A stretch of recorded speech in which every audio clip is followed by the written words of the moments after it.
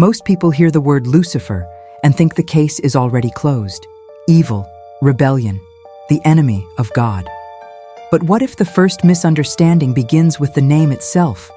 What if one of the most feared figures in Western religion became that way through centuries of interpretation? And what if, for Luciferians, Lucifer is not simply a devil to be worshipped, but a symbol of illumination, will, self-mastery, and awakening? To understand Luciferianism, you have to step away from the panic and follow the story right from the beginning. The word Lucifer comes from Latin and literally means light-bearer or bringer of light. In the ancient Roman world, it could refer to the morning star, which is the planet Venus before sunrise. It was not originally a proper name for the Christian devil. In the Latin Vulgate, the term appears in Isaiah chapter 14, verse 12, in a passage mocking the fallen king of Babylon. "How art thou fallen from heaven, O Lucifer, son of the morning?" In its original context, the line is political and poetic, not a complete biography of Satan. But over time, Christian interpretation linked this fall from heaven to the story of a proud angel cast down by God. That connection grew through theology, preaching, and art, until Lucifer hardened into a personal name for the fallen angel. That shift matters because Luciferianism emerges much later, living inside the shadow of that highly charged image. Before there was any modern Luciferian philosophy, there were older layers of symbolism around light, dawn, ascent, and forbidden knowledge. In the Greek world, the morning star was associated with Phosphoros or Eosphoros, a herald of the day. That does not mean the Greeks were secretly Luciferians. The point is much simpler. Long before modern occultism, many cultures treated light as a symbol of intelligence, revelation, and transition. The figure of the one who brings fire, the one who reveals, the one who crosses a boundary to give. Knowledge appears again and again. Prometheus is not Lucifer, but the comparison later became powerful because both can be framed as figures tied to illumination and the high cost of transgression. As Christianity shaped Europe, Lucifer became more strongly associated with pride, revolt, temptation, and cosmic opposition. Medieval theology and art deepened the image of the beautiful being who fell through self-exaltation. Then something changed. In the early modern and especially Romantic periods, Western thinkers and poets began revisiting the figure of the rebel in much more ambiguous ways. John Milton's Paradise Lost is crucial here, not because Milton was a Luciferian, but because his portrayal of Satan profoundly influenced the imagination of generations. Readers saw grandeur, defiance, charisma, and will. By the 19th century, in an age fascinated by esotericism, the old demonized image could be reread. This is where the roots of modern Luciferianism start becoming visible. 19th century occult revivalists and esoteric writers sometimes used Lucifer as a symbol of intellect, enlightenment, and resistance to spiritual submission. Helena Blavatsky even published a journal titled Lucifer, not as a declaration of devil worship, but as a provocative emblem of light and knowledge. Éliphas Lévi also helped shape an occult atmosphere in which symbols once treated only as evil could be read in far more complex ways. Around the same time, accusations that secret societies were literally worshipping Lucifer exploded across Europe through polemics, frauds, and sensational anti-Masonic literature.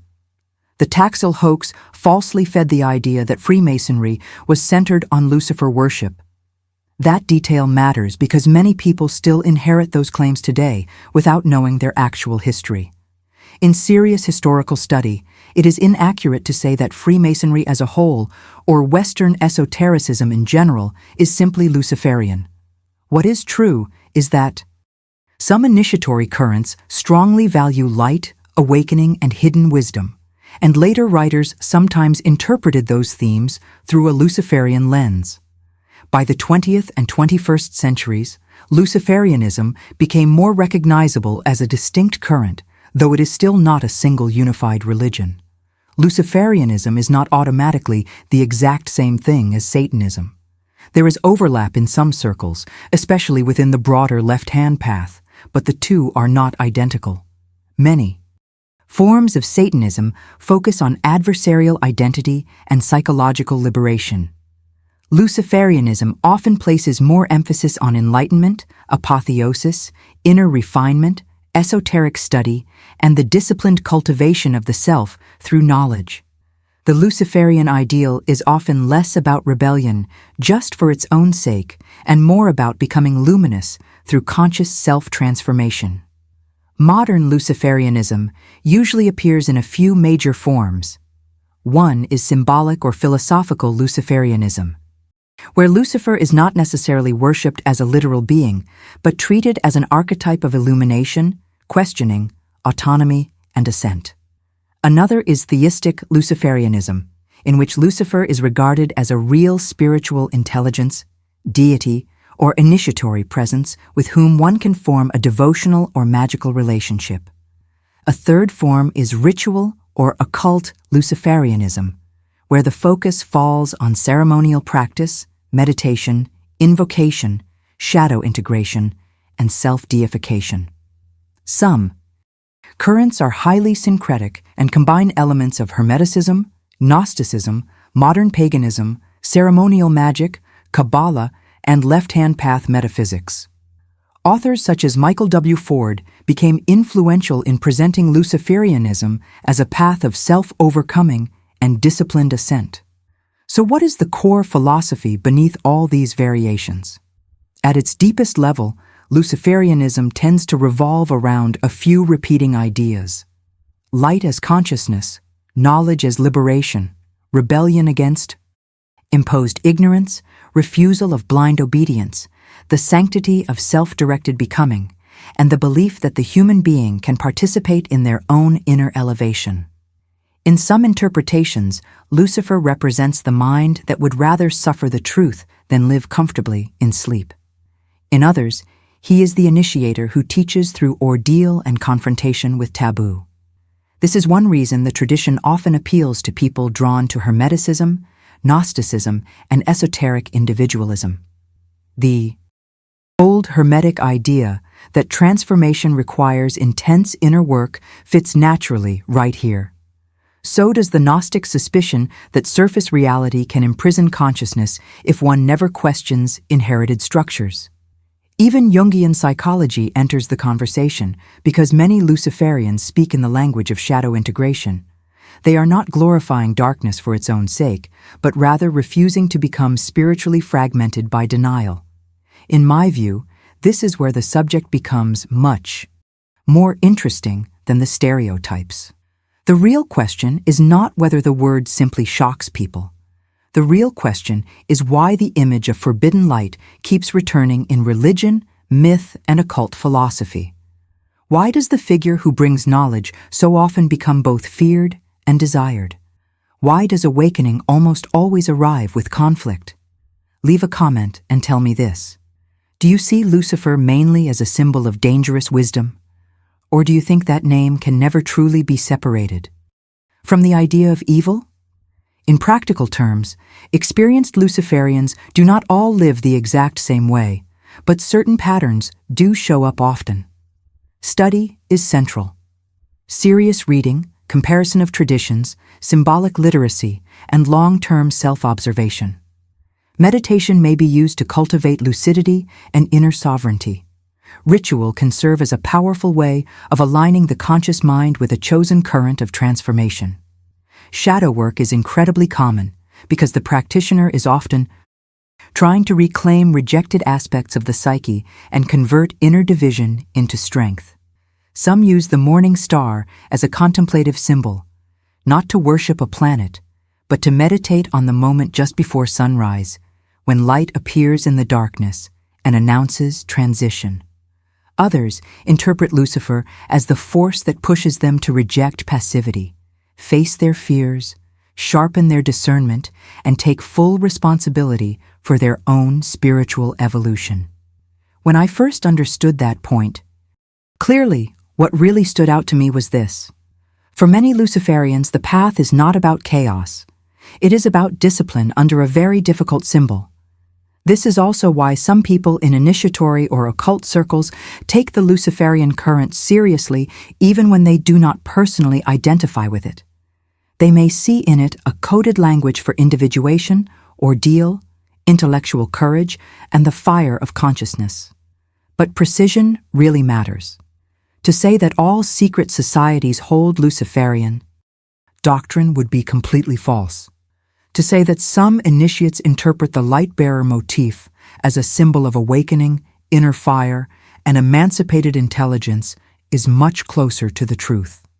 Esoteric traditions have long explored the paradox that what first appears as a fall can eventually become the beginning of an ascent, that a crisis can become an initiation, and that the forbidden can hide a key.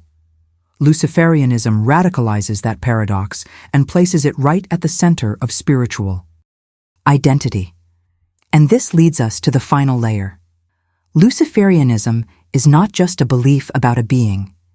It is a worldview about what a human being should dare to become. For some, that becomes a deep devotion to a real presence. For others, it remains a philosophical path of illumination without any literal worship. For others still, it becomes a magical system aimed at apotheosis, self-mastery, and the refinement of the will. But across all those forms, one thread keeps returning. The conviction that consciousness must be earned, that freedom has a cost, and that light is not comforting until you are ready to see exactly what it reveals. So if we return to the question from the very beginning, who is Lucifer in Luciferianism? There is not one simple answer, and that is exactly why the subject survives. Historically, the name began as light-bearer. Religiously, it was fused with the image of the fallen adversary. Esoterically, it was reclaimed by some as a symbol of knowledge, awakening, and sovereign becoming. In modern practice, it now names a family of paths that can be philosophical, theistic, magical, or initiatory. And whether you see that as liberation, danger, or both probably depends on what you believe knowledge itself is really meant to do: comfort the soul, or transform it.